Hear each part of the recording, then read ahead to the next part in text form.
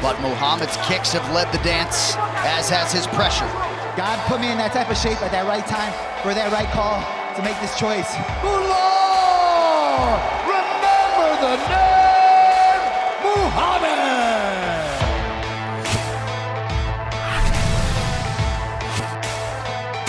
Welcome to UFC Unfiltered.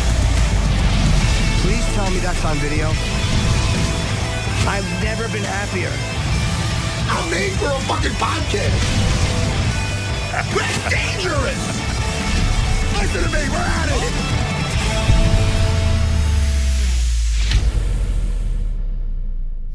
it. Welcome to UFC Unfiltered. Matt and I, it's so weird seeing you on a little screen after having enjoyed your company on Saturday. It was so nice to see you, Jimmy. You too, buddy. Your wife, your apartment, your terrace. Terrace? Yes, terrace. It's so nice out there. Jimmy, I enjoy visiting you. I feel at home now. Yeah, me too. I'm almost too at home. I spent a lot of time in your bathroom. I apologize. That was okay. We videotaped, so my wife and I enjoyed it after your struggles. And we're going to have Belal Muhammad on today. We were supposed to have Andre Feely, but he couldn't quite work out the time. So we'll have Belal in a few minutes, which I would love to get his take on that fight. And now the talk about Rakhmonov getting the next shot at Leon Edwards, who Leon said that he doesn't think that Belal should be next. So I'd love to hear Belal's take on that. Hey, man. I mean, all I know is, you know what's really wild? You know, first of all, congrats to the champions who retained their belts. We got Pantoja, who had a great performance. He's very dominating. Yep. You know, over Brandon Royval. And yeah, he really was. And Leon Edwards, you know, I always thought he's a solid guy, a good guy, nice guy. Yep. You know, I really felt for him, Jimmy, and I was at your house, and I'm glad I didn't get emotional. But when after he just retained his title, and he did it in you know, listen, he did it phenomenally. He's outclassed Colby all around. Yeah, he was beaten. He out wrestled him, and he was still deeply disturbed. This is why I don't like people who are like, "Oh, it's just selling a fight." Colby said something about his deceased father, who was murdered when he was 13 years old. Colby doesn't have children. I have children around that age, so if you think how devastating it must have been for him as a 13-year-old child, for his father not only to die, but to get murdered. And for somebody to use, as he said, for entertainment, he almost couldn't get it out of his mouth. He was starting to get upset. Yeah. Dude, Jimmy, that is something, that's where, when people say that that Colby is a piece of shit. Yeah. It's literal. Like, in other words, you can't just say that's a pro wrestling thing and no.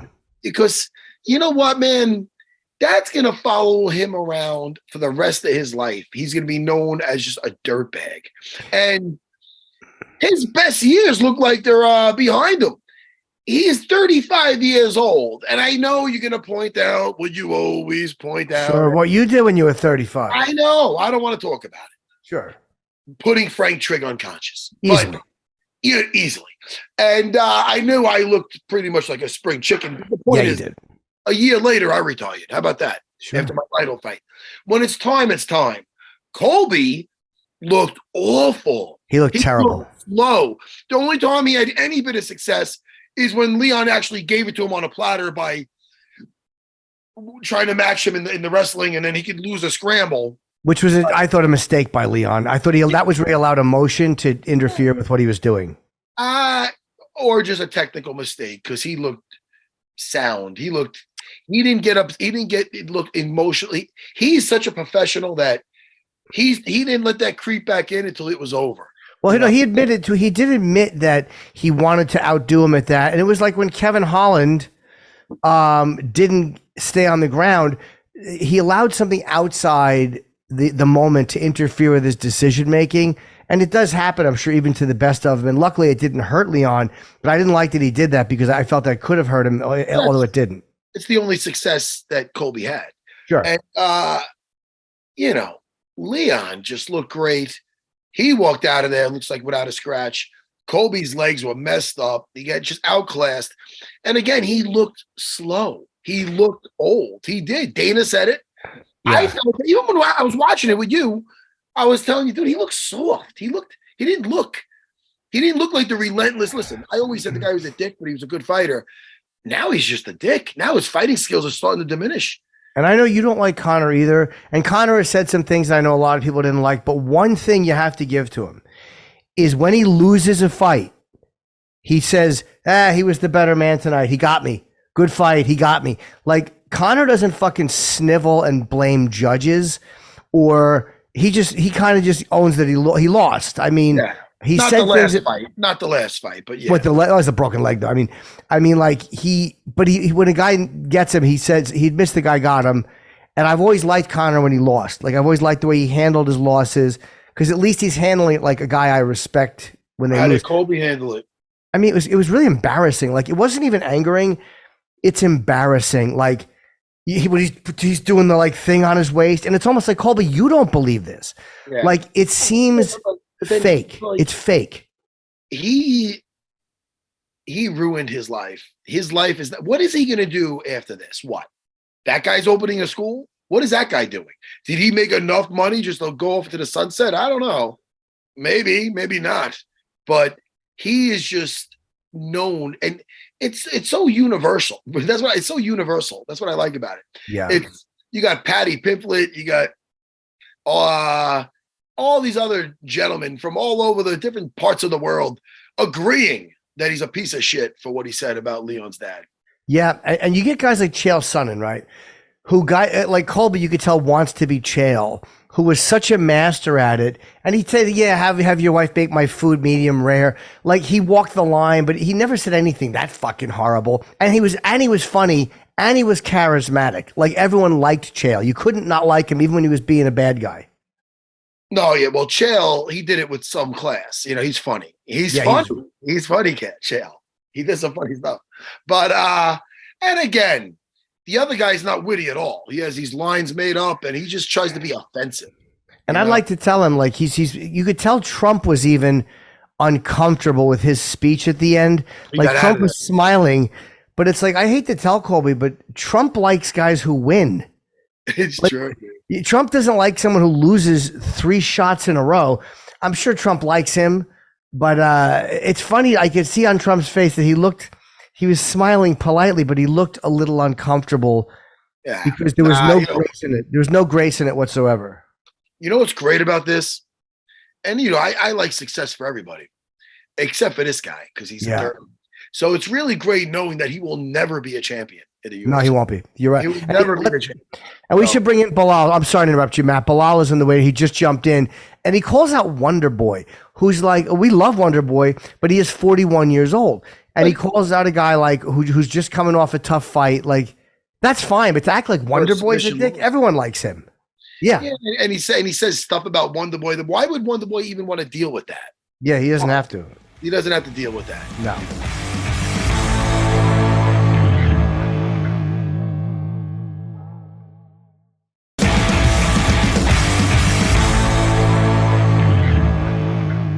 Here's Belal. Let him pile Hey, up. Belal. Belal Muhammad.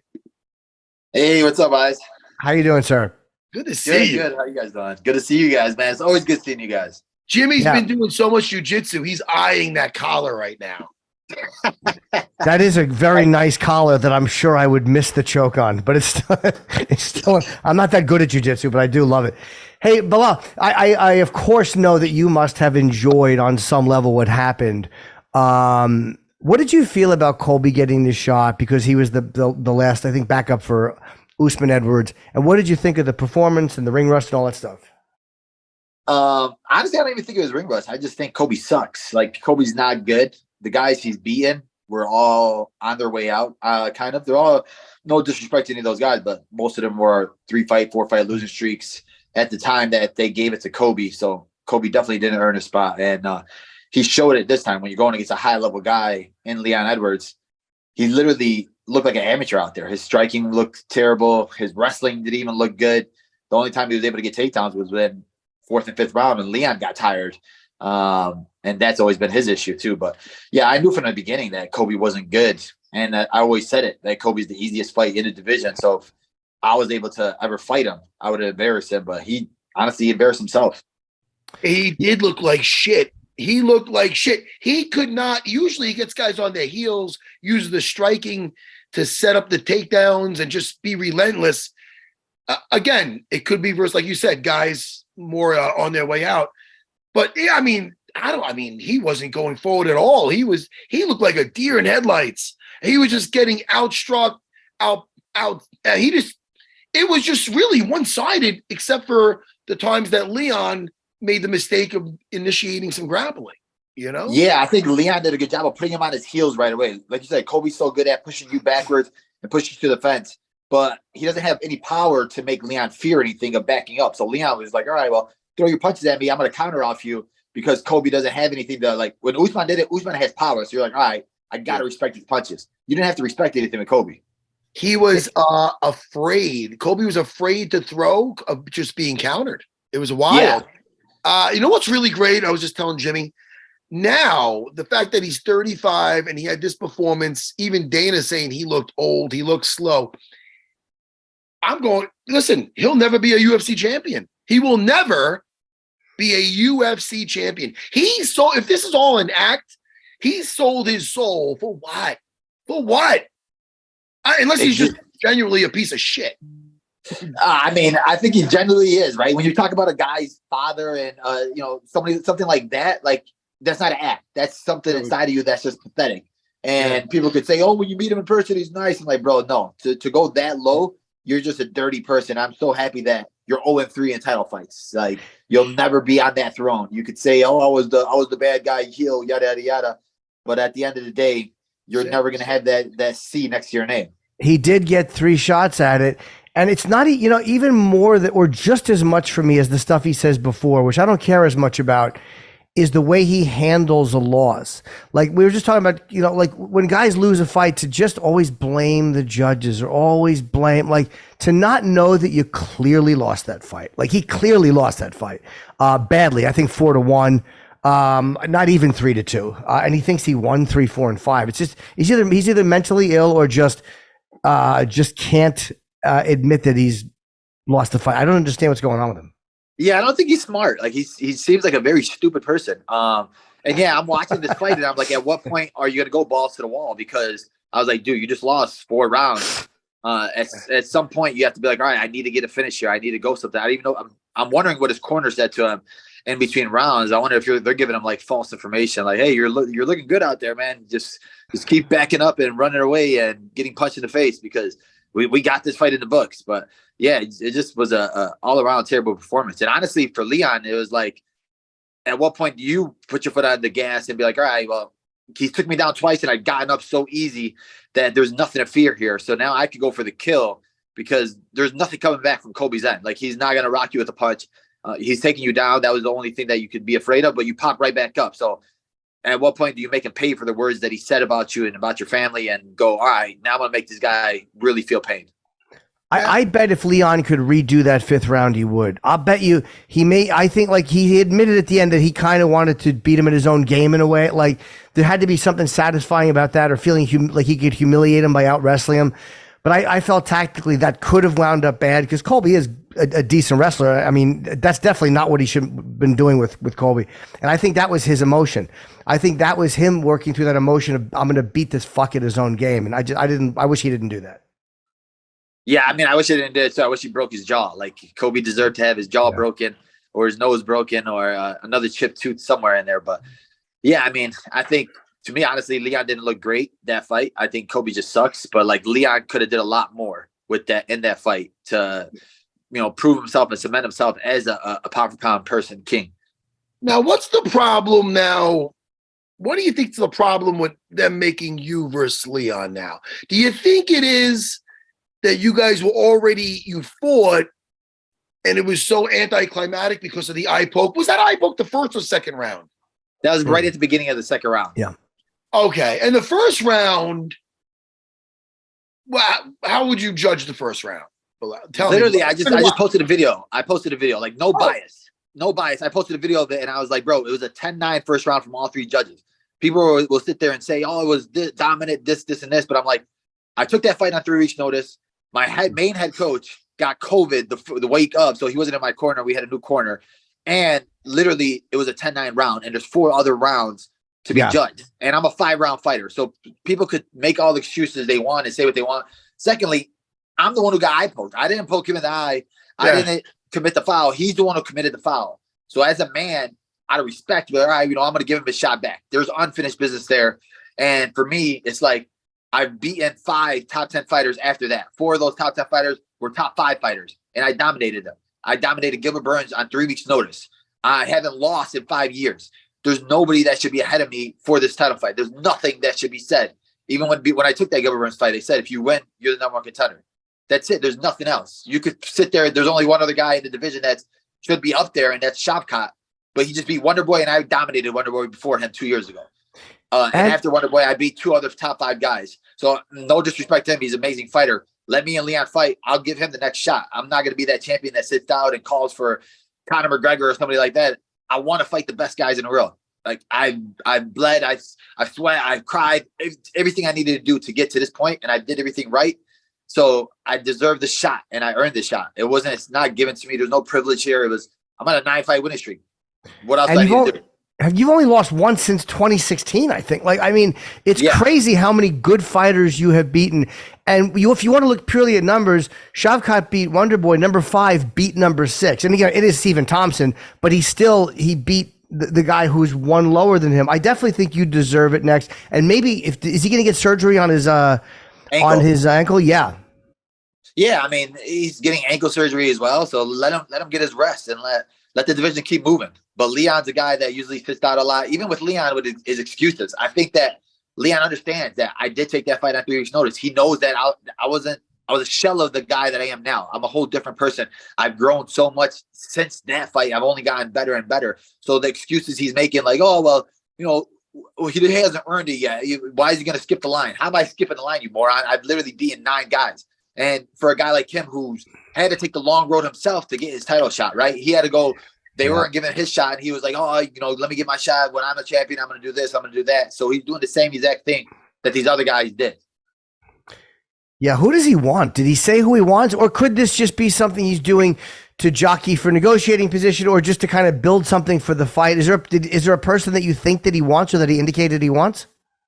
He hasn't really said anything. Like, he's very bad at promotion, right? He's not good at it. Like, when you look at guys like Adesanya or even Volkanovski, after they win a fight, they're already picking out their next opponent. They're getting in the face. True. They're getting the camera on them. And I'm like, why aren't you doing this? Do you not like money? Do you understand what self-promotion is? He doesn't. Even with the Colby buildup, there wasn't a lot of buildup until fight week, because Colby's a trash talker, obviously. So he said something stupid at the press conference because Leon wasn't promoting this fight all the time. I'm like, you're a champion now. You have the belt. Like, you have to keep the division, the eyes on the division. You don't even have to trash talk. Just say, hey, I'm here to be the best in the world. Let me fight the next best guy in line, and that's Billy B. I had the highest number of wins in a row, and he has second highest number of wins in a row. 9 wins in a row versus 12 wins in a row. Let's do it. Let's see who's the better man here. Like, there's a lot of promotion here. We have unfinished business. There's a lot of stuff that can be sold here, and he's just being quiet, not looking, not saying anything. I'm like, bro, I don't know what you're doing. Who's in your corner? You need a PR person, but be better. Man, Jim, I'm just looking at the last 3 fights with Belal taking out, you got Vicente Luque, Sean Brady. Really, real quick. Whenever you beat somebody, and then after you beat them, they do extremely well, the way Sean Brady just did with Sean Brady was on fire versus Kelvin Gastelum. Yes, he looked amazing. So for his fight right before that is to lose to you. Hey, man, let me tell you, that's got to make you feel pretty good. I know you were watching it. You might be friendly with Kelvin, but I'm sure you were like, yeah, Sean, no, right? I mean, that must make you feel good to do what you did to Sean Brady and to show that, hey, look, this guy's an animal. Look what I did with him. Yeah, 100%. Because after I beat him, he was ranked. He was 15-0, and they all said he was going to be the next big thing. And then I go out there, dominate him, finish him, and then everybody after that was like, "Oh, well, Sean Brady's not that good." And then he kept waiting and waiting for his next fight. I was like, bro, let him fight so people could see how good he really is. Yeah. To finish a guy like Kelvin Gastelum, who went to war with Adesanya, he went to war with Chris Curtis. Like, he's been at all these big fights, and for him to get finished and dominated by a guy like Sean Brady, who I dominated, it shows you how good I am. Like, now people need to open their eyes and realize, oh, this guy, he's legit. That's true, man. I was so upset when after I beat Frank Trigg, he never want to fight again. I was like, come on, man. Frank, you got nothing left in the tank, you motherfucker. Really? Anyway, we always like to bring him up. You do deserve the shot. I would love to see you get it. I mean, I think it's fair. But Colby, as much as of an asshole as he is, he does prove that works, because it gets you title shots, because people will pay to watch him fight because they hate him. I guess the thing is that as much as that's an annoying formula, financially it does work because it generates fan interest, even in seeing you lose. Yeah, I mean, I think in the day and age we are in now, the Twitter world with the trolls and all this dumb stuff, where guys want to be that trash talker, that dumb stuff. But for me, I'm never going to fake anything, right? I'm not going to sit there and get out of character, because at the end of the day, my legacy, my family, those are the ones that truly matter to me. So for me to go out there and embarrass myself like a Colby, where you have to go that low, and it's like, bro, who raised this guy? This guy looks stupid. I have young kids that are looking up to me, and I don't want them to think that you have to do that. Like, GSP never had to do that. He never had to do the trash talking. Habib never had to do the crazy trash talking. He did it in the cage with dominant performances, and that's what I'm doing it with, dominant performances. But also, I'm not one to shy away from talking if there's something there. Right. But like I said, my last opponents, they're all like the most respectful guys out here. So I'm not gonna sit there and trash talk a guy like Wonder Boy, and for him just like to smile in my face back. So it's like, I don't have to fake it or force it. I'm like, bro, if I have to, I could do it, but there's no need to be something that I'm not. Well, you're a good talker anyway, and you're funny, and you have a lot of personality. Some guys just don't have personality, or they're too quiet. You don't need to be fake and blast people, because you know, conversationally you can get people interested in the fight just by promoting it and talking about it. Some guys can do that. You're one of those guys that can do that. Yeah, exactly. And for me, it's like I said, I'm not an airhead. I understand what promotion is. I know how to promote a fight regardless, and I can do that. Just give me my shot for the UFC. So when I do have a title fight, you'll understand. All right, well, dang, we had a diamond in the rough this whole time. We should have given him a title fight five fives ago. Yeah. Hey, man, well, listen, you definitely fucking earned it. Are you still doing that game show you do with John Antics' brother? Yeah, me and Jason Antics. Hey, Jimmy. Yes. Only because I know Belal's going to bring it up in a second, but I'll just beat him to the punch. Sure. Belal, I'm a champion, Jimmy. Not in the UFC. Well, okay, in the UFC. Yes, you are a champion in all areas, man. Also on the game show. What's it called again? Remember the show. How do I forget that? I forget. Remember the show. Mm-hmm. I went versus the very tall and dangerous Michael Chiesa. Jimmy. Yes, Matt. That's not a long story. I thought you were going to ask me about it. I won, Jimmy. Oh, I was assuming you won. I mean, I think you bring it up if you lost. I knew you wanted to hear about it. It's a fun game show, Jimmy. Yeah, you beat Chiesa, right? Yeah, I dominated him. Oh, good. Yeah, it was fun. Anyway, listen, I'm glad you're still doing that. How do people watch that and listen to that? We're on YouTube, but now we're hopefully we're trying to get a deal with Fight Pass, so we get on Fight Pass and get a bigger platform. So yeah, I think every fighter that comes on there loves it. And I was weight cutting right now with Andre Feely, and Feely's like, "Oh, let me get on your game show." And I was like, "Oh, you know about my game show?" He's like, "Yeah, bro, let me come on." I was like, "All right, cool." That's good. That's fun. Yeah. Jimmy, oh, that's right. You were the backup for the fight. Yeah, I was over there cutting weight. And it's hard, right? Because after you do a weight cut, you're like, you get the prize. The prize is the fight. Where you're like, yeah, I finally get the fight. And it was just like so anticlimactic. I was sitting at home and I was like, so do I eat trash right now, or am I still fighting tomorrow? So we were mentally in the fight zone up until like noon of fight day on Saturday, and it was like, all right, I don't think nobody's gonna call. Yeah, at that point you could have a pizza and whatever else. Did you? Yeah. Let me ask you. Did you? Has anybody ever gotten a championship fight by being second like that? Has that worked for anybody in anybody's favor, where they said, yeah, I'll cut the weight and I'll be there, and they wound up getting the fight? I think there was a couple of very close ones. The Cannonier one, when he was back up for Sean Strickland in Australia, I think Sean Strickland was close to getting pulled from that fight for visa issues, I think. And then I think they're going to move in Cannonier. The last one with Volkanovski and Gamrot. Gamrot was the backup, but they ended up doing it for Volkanovski. But I don't think there's really any that switched on the day of. Well, Raging Ally Aquinta. I mean, that was. That was like within. That was at the. That was the day before. That was. But wasn't he there already, Matt? Wasn't he already fighting? He was supposed to fight Paul Felder, right? He was gonna fight Paul Felder, and it got switched. I still want that fucking fight. That was a good fight, really good fight. Raging Al arguably gave him one of his toughest. Well, he definitely gave him one of his toughest fights. He lasted. Yeah, for sure. Yeah, Raging Al's a stud. Yeah. And I'm still heartbroken about that Paul Felder fight.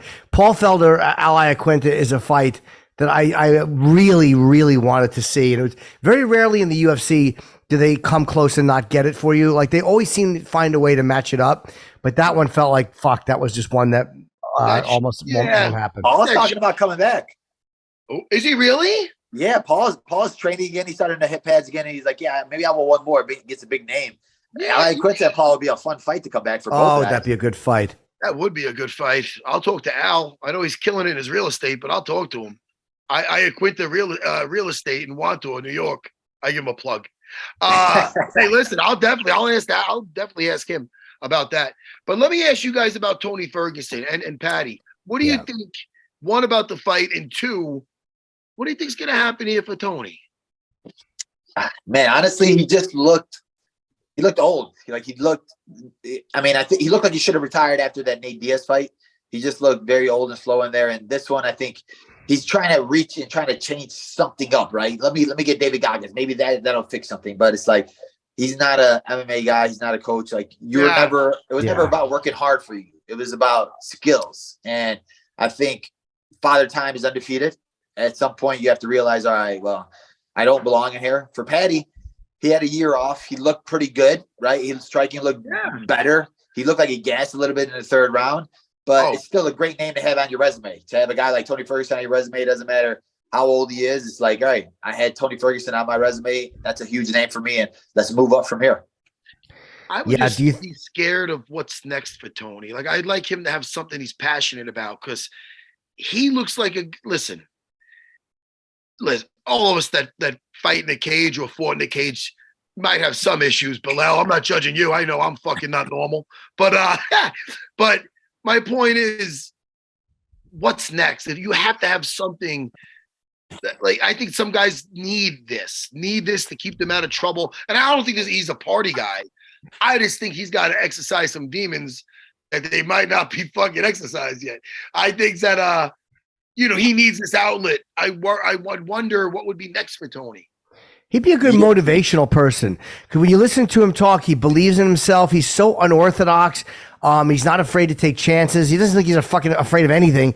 I think he'd be a good motivational guy, or I don't know if he would want to open a school, but I think he would do something motivational. He would do very well if he wanted to do that. Yeah, I mean, for me, even like in between fights, it's that hard part where you're like, I don't got a fight coming up. What do I do? Like, I love the gym. I love to be in the gym. I love to train. Obviously, Tony's probably one of those guys too, where he's so addicted to it. And I'm sure he has an addictive personality. So it's just finding that next thing. And that, even for myself, it's like, all right, well, let me try this podcast. Let me see if I'm good at this, or I like talking with this. Try other avenues of, making money. And I think that's what Tony just needs to find. Yeah, maybe he could be a personal trainer, or one of those motivational guys, or just go crazy, something nuts. Yeah, maybe stand-up comedy. Did you ever hear that muffin joke? Did you ever hear his muffin joke? No, I did not. What was the muffin joke, Matt? Producer, Jake the producer, please find Tony Ferguson's muffin joke and play that on air for us. Oh my God. And then he not only didn't say it, he almost said it again after he lost the fight, and Joe was it's pretty bad. But really?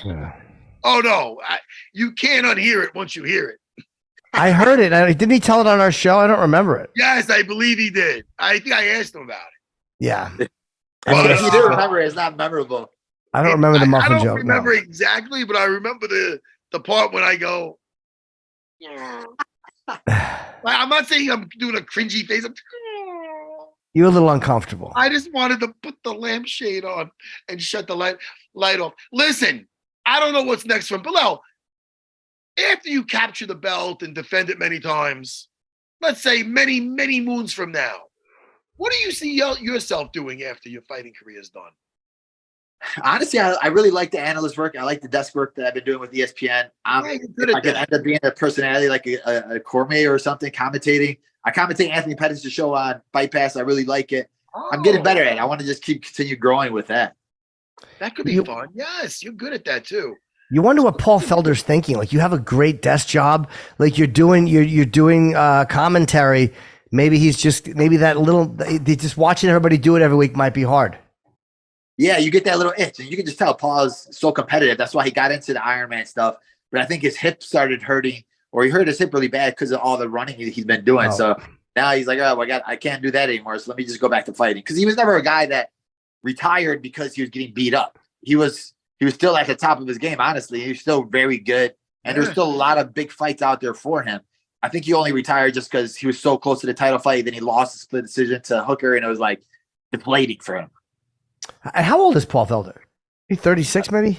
I think he's like 38 right now. Oh, is he 30? Okay, yeah, he can definitely have a few fights left if he stays healthy. I mean, I would love to see Felder fight again. Yeah, for 100%. And like you said, there's fighters that he hasn't fought. Like he hasn't fought Dustin Poirier yet. There's some fun ones. Michael Chandler, that would be a freaking great one. He's got anytime Paul Felder feels like coming back, he's got my money. We got the video.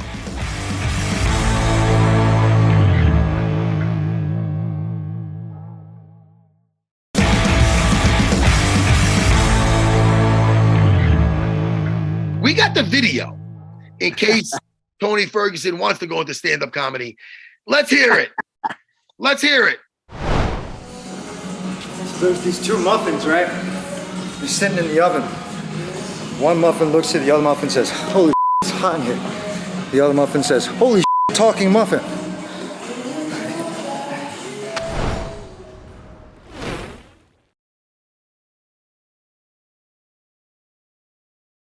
Guys, is this thing off? Jimmy. Oh my God. I'm going to take that to the mothership. Oh my. Oh, Jimmy, I love that in your Kill act? Tony. Do you watch Kill Tony? Yes. I don't I love want Kill Tony. And then whenever I would listen to it every week, and when I hear it's like somebody like goes up to that's terrible, it's like, bro, that's like the worst feeling ever. Like Tony needs to bring that joke to Kill Tony and see what he would say. Yeah, I would be nice to see him analyze that. If he did that on Kill Tony, it wouldn't go well, and then Tony would kill everybody. So it'd be scary. So, Yeah. Tony, but listen, hey, we're all a little odd in our own way. Yes. I wish nothing but the best for Tony Ferguson. And I think he said he's got different deals with going with this and that. Hopefully he's got something going on. But I think, I don't know, man. I don't know if he's coming back from this, I don't know. Can I say I think the worst part of the muffin joke was the point and smile at the camera after. Like, instead of it, like I always have to acknowledge if a joke bombs, and it happens a lot, and I just acknowledge it, and I can't not.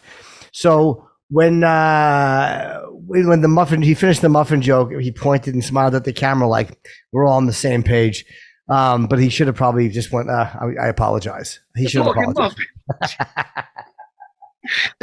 Listen, all I know is Adam Hunter didn't write that for him. I'm pretty sure he didn't do it. Listen, oh my God. Would you ever think about trying that, Belal? You didn't do that, did you? Adam Hunter actually was going to put me on, when he was having the fighters do their his comedy show. I was going to be on the last one, and I had a whole skit written out, but he ended up having to cancel it. But I was super nervous because I was playing it to my family and like telling them, am I acting it out right? Am I saying it right? I thought some of the jokes would be good, but I never got my shot to do it on stage. Why'd they cancel the show? Was it just a scheduling thing, or did he tell you why? Adam Hunter said it was just like scheduling, something messed up. Fight Pass wasn't there or something like that. But Hopefully he does it again, because I went over there and he had like Cejudo on there before. He had Frankie Edgar up there doing it, Andre Fili. So just to see how I would do, I always wanted to try it. Andre Fili seemed pretty comfortable up there. But you know what? I think he's on a mic a lot because he does the whole fucking Oh, yes. that kind of thing. Yeah. So I think he's pretty comfortable on a mic in front of people. Yeah, I think you're right. I think you should try that. I tried it once on Looking for a Fight, and it was so much fun. I'd never do it again. But it's very nerve-wracking. Like it gives you a similar feeling to fighting, believe it or not. Jimmy might not agree with that. I was feeling it. Like literally when I was just doing it for my family, and I was like, dang, they didn't laugh at that joke. And it was just like, it starts getting in your head. And you're like, all right, let me switch something else. Let me talk a little bit faster. Let me do something else. And it's like, oh, I need to switch the game plan. Did you write the jokes or did No, I wrote the jokes. Yeah. You wrote the jokes? Yeah. Like that. I don't like when people write them for you. Oh no, yeah, that's what I said. I'm like, bro, if I'm gonna do it, I want to do it myself. Because like what I find funny, I think a lot of people would find funny. And even with Twitter, like I'll tweet some stuff out and I think it's funny, and I'll just like, yeah, let me just go with it. If somebody, if they laugh, they laugh. If they hate, they hate. Whatever. Sure. So you had a little bit. You had a few bits in the old arsenal. Yeah, no, I had some good ones, and I had some ones that people would be like, because the funniest jokes to me are like not racist, but like that right on the edge of that stuff. So hey, like, listen, well, Belal, you might really get away with it. I'm not being like that. I don't want that to sound racist. Listen, Belal, this is what I want to do, because you're a guy, you're a fighter, and you're used to dealing with pressure. I don't know if you know about my little perverted friend over here, Jimmy. Sorry about the perverted thing. No, you're right. Now he's a married man. But Jimmy is a world-class comedian. Did you know that about Jimmy? Yeah, for sure. Okay. Listen. Thank you. Like, I don't assume that people know that I shocked the world and everything. I don't assume it. Jimmy, stop it. But my point is this. Come on, man. Tony did the muffin joke. Just give us one. Reach into that little bag of tricks that you heard of Kill Tony. This is nothing like that. This is just Jim listening to a joke. I don't. Go ahead. Whatever you like. You can't put me on a spot like that. I have to. Listen, this is Dana calling up saying, you got the shot. You don't say, I can't do it. This is an audition for that. You could crash. Look at Jimmy. He's drinking his goblet like Caesar. Entertain me. Dude, come on. Belal, I want you to take a deep breath, and I want you to think about that Adam Hunter special and think about your family possibly booing you. I don't know what they were doing, but give us your best one. All right. Let me go to my notes. real quick. Go to your notes. You always take your time. I understand. It's on the spot. Take your time. Couple deep breaths. Yeah. You want me and Jimmy? We could talk for a second. Yeah, we'll just. You guys can talk. We'll just chat for a second. Yo, come right back. This is great. Now, I know Adam Hunter a long time, like years and years from New York. He's very funny. And I'm Adam Hunter. I really love Adam Hunter. I'm so happy that he's doing so well, and everybody knows how good this guy is. Adam Hunter, and he was from, I believe, was he from Long Island? He's a New York guy. I don't know. But I would see him at the clubs all the time, Boston Comedy Club in the cellar. I would see him, for years I saw Adam. Jimmy, I still have tape on my chest from our show the other day. Do you really? I took that tape off during the show. That fucking clear tape was driving me nuts. I'm not doing this to show my abs. Well, look. Oh, no, I hope not. I can't see. I don't have my glasses. Well, then why am I showing you that? Are you showing Belal? No, Belal's reading his notes. I understand. Right? He's going over. He's just making a quick decision. He's on a mission for a title, and he's on a mission for some chuckles. All right. Well, it is a weird fear. Like the fear of performing.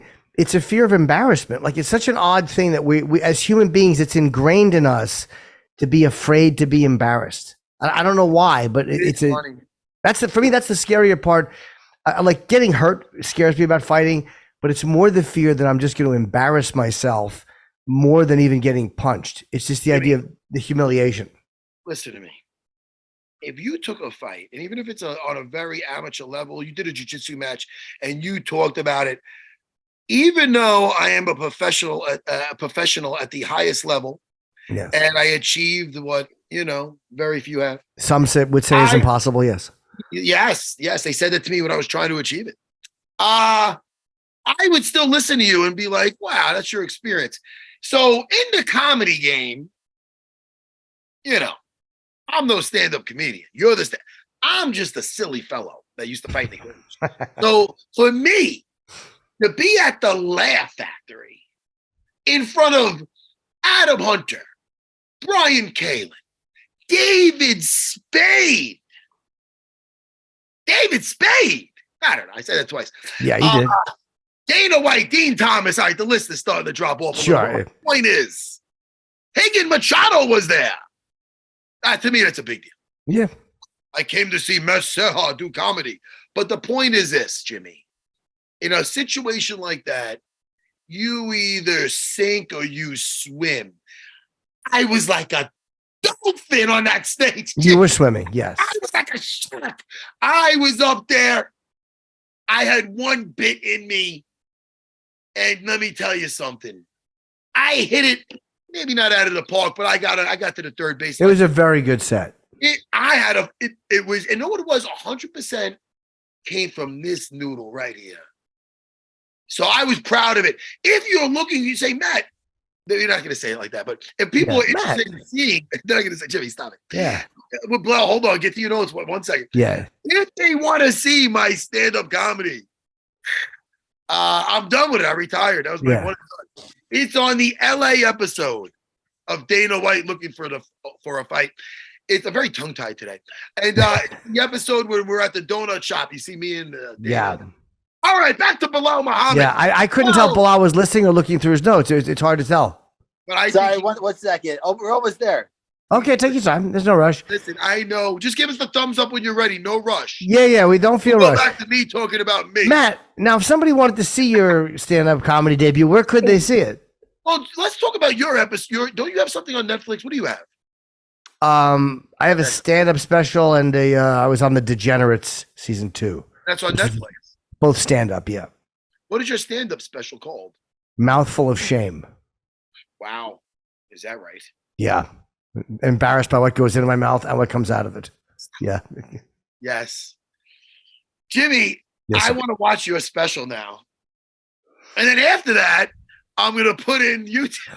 Look around. Yeah. It's the LA episode of Dana White looking for a fight. Yeah. Yeah, myself, Dean Thomas. He rises to the occasion. It was very good. Yeah, You Dean's know. funny though. I've seen Dean do stand-up. He's funny. Yes. Dean's very natural. Dean's a personality. Yeah.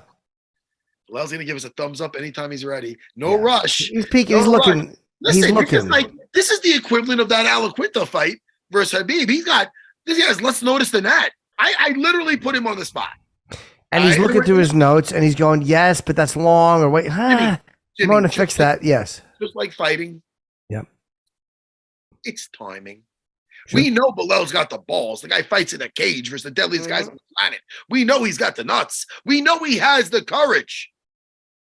He might be a little afraid, but what did Dustin Poirier say in the cage that time after to Michael Chandler? What did he say? He goes, I was afraid, but and then he gave that famous quote, Yeah, he definitely had it in his pocket. But there is no courage without fear. You know who else said that? Was Bill Paxton in Edge of Tomorrow. That's a great movie. Edge of Tomorrow. Wait, is he giving us thumbs up? Are you? 1 second. Okay, He's still looking. Belal, this is so much fun. This is like building up anticipation. But Belal's stuff might be, too, it might be where he talks a little bit and builds into something, which is harder to do on the spot.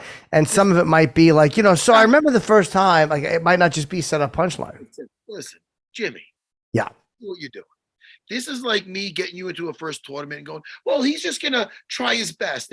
Jimmy, stop. Look at me. All you can do is your best. No, stop. Listen to me. That guy is a cage fighter at the highest level. Yep. MMA fighter, man. He's going to be, listen, very soon, he might not be returning all calls because he played the champion. I understand. Belal, you just give us a thumbs up when you're ready. Listen, I can't wait because this is the thing. A lot of guys would be like, oh no, I'm too shy. Not Belal Muhammad. He's game. Yes, That's why they'll remember the name. Let's fucking go. But we'll take All it up. right. But if it gets bad, you guys have to like cut this from the program. If it gets bad, we'll just kick you out of the thing. We'll just end the interview. No. Bilal, just have fun. Just have fun. We're having fun. Absolutely. There's no pressure at all. No pressure at all. Okay, 1 second. Hold up. Take your time. Okay. Yeah, Jimmy. Nice and relaxed. Yeah. It's just three guys shooting the shit. Just shooting, just chatting. Just chit-chat. You know? It's like to ease into it a little bit. Yeah. You know? All right. Hey, Bilal, what's up, man? Hey. What's going on, guys? Hey. Well, welcome out. Thank you guys all for coming tonight. You know, being a UFC fighter, I always like to think of things like in movie concepts, right? You know, with UFC fighters, we have a lot of guys that have been trying acting, and we have certain guys that I think would do very well in certain roles in movies. We have Sean Strickland, who would do probably very well in American History X. We have Uriah Faber, who would be probably well in Ninja Turtles. And then we got DC, who would do very well in the movie Precious. You say Precious? Yeah. That's fucking great. Yeah. Is that the Yeah. That's a joke. That's funny. that was good. Yeah. That was good. I had my finger on the camera off button. I was expecting to do that, but I got to be honest. No. Sean in American History X, funny. Uriah, what did you put Uriah in? What movie did you put him in? Ninja Turtles. I was either between Ninja Turtles and Iron Man. Oh, Ninja Turtles, definitely. That's Why Iron Man? Not Iron Man. Why Iron Man? Good-looking white guy. Not bad. Uriah Faber? That's too complimentary. Yeah. Ninja Turtles is not bad because he's a little guy and he's a little Yeah. But the Precious one was that. Yeah. Listen. Yeah. DC, especially the retired DC. That is great. That's funny. That is phenomenal. Bilal, I liked it, man. Yeah. Dude, he answered the call right there. Yep. I put out the banners and he didn't say, I don't know. It doesn't look the odds. He just, good job, Bilal. Yeah. Fucking A, man. One more time. I had a good one. Maybe I'll send you my notes to see if this one's a little bit too bad. This was too racist. All right, I got some good ones for you guys. All right. Hold on. Am I liking that joke too much? No, I thought he surprised me. You really are going crazy for it, Matt. Going, yeah, he does. I love DC. I just thought that was it was good. It was a good joke. It surprised me. I was afraid that I'd have to pretend to laugh. So good job, Bilal. Yeah, good job. That's good. Jimmy, what else do we got with Bilal? What else you want to ask him? I believe personally that he should be fighting for the belt. And also, really, before we let you go, what do you think of this whole Ian Gary thing, man? I mean, geez. I don't feel that bad for him for this one thing. He was attacking poor Neil Magny when Neil Magny didn't he didn't say anything malicious about doing anything like wrong to it. Like disciplining his kid too hard, or he was just making a dad joke, and the guy ran with it, and then he was gloating now. Oh, I was in his head because I said this and he said that. And I used it against him. So it's all. I'm not saying it's karma, but it's. I don't know. What do you think about the whole situation? Honestly, it's kind of like it's weird, right? Yeah, because you said he brings it on himself, and he wants that type of attention, and it makes me think that, man, is he happy that he's even getting this attention? But the only thing that I don't like is that his wife's involved now, his kid's involved. And when you're bringing family involved, like, they didn't have to be a part of the whole thing. Like, you can make fun of me or whatever I want, but like you said, he brought in Neil Magny's kid. And Neil Magny said he was fighting for custody of his kid at the time. So that's hard. So, like, honestly, I don't feel bad for him. And it's kind of like the same thing with Sean Strickland this last weekend at the press conference where he got super upset with Driscoll's talking about him and his dad. And he took that personally, but the stuff that Strickland says is the worst, most vile things ever. And it's like, bro, like, if you can't take it, don't give it, because now you're jumping in the crowd, you're starting fights with somebody for words that he said, but you say worse things to him. I was going to say, Jimmy, I don't think he jumped on him for the words he said. I think he just jumped on him because he's kind of nutty, and he likes to fight. He's one of those guys. Did you guys, patch up your little back and forth, or you just guys don't get along? Oh no, I don't like him at all. Yeah, I was trying to get closer to get a couple free licks on him while he was him and Drickus were fighting in the crowd. Oh, you saw that? Yeah, I was standing right there and I saw it, and I saw him like just standing in a chair and moving. I was like, oh wow, this is pretty funny. I mean, for the UFC, it's great publicity, right? You get to see it now for the fight. You could build that off of that, because that press conference was like nothing but curse words going back and forth and swearing at each other. But now you got this video, kind of like the bus incident, where there's something to promote now. And now I want to watch that fight more. And Sean was smart because he moved kids out of the way. He's not a complete maniac. And he also, like, Drake is ducked down a little bit, and Sean was raining punches down on his upper shoulders and back. Like, he wasn't trying to drop an elbow in the guy's jaw. I thought there could have been a lot worse things he did if he really wanted to, which would have been bad news if you do something that puts him out of the fight. I thought he was really smart. So if I'm going to street fight somebody, like, at this point, it's going to be, I'm going to slap you, or I'm going to do like what Matt Serra did and take you down and mount you and put you in those positions, because it's so easy to break your hand. It's so easy to hurt your knuckles on somebody's head with no gloves on. And it's like, I don't get paid to fight outside of the cage. So if I'm going to be outside of the cage, you want to do something, I'll give you a good open hand slap, because I can still hurt you, but I won't hurt my hands off, and I can still go trade it next day. Yeah, I guess, didn't they in some of the old fights, didn't a lot of those guys say that they, instead of punching, would hit with their hand just because they didn't want to break their hand in the middle of the fight? Yeah, and that's the worst thing, right? Because it takes forever to get surgery, and you're sitting out for so long, and it's like, why would I want to do this for free? If we're going to be doing this in a couple months down the line, I'm going to get paid for it, and I don't want to take a chance of not losing a check because I got emotional outside of the cage.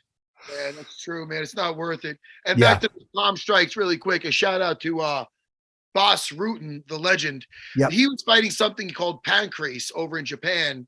And it was like an MMA type organization, but they'd have these big boots on. And it wears like Speedos. So the Japanese were good with the leg locks, and it'd be sticky on those big boots. But anyway, they had to fight with open hand. No gloves, open hand. So he would be knocking guys out with palm strikes back in the day. I was just with him. I was with him at the Karate Combat. I was down there watching that, and he was commentating at him in GSP. So, yeah, it was pretty cool to see him. He's a great guy. Yeah. And then, Belal, you're a great guy. Yes, thanks for coming, man. I will go on your show again, but only when asked.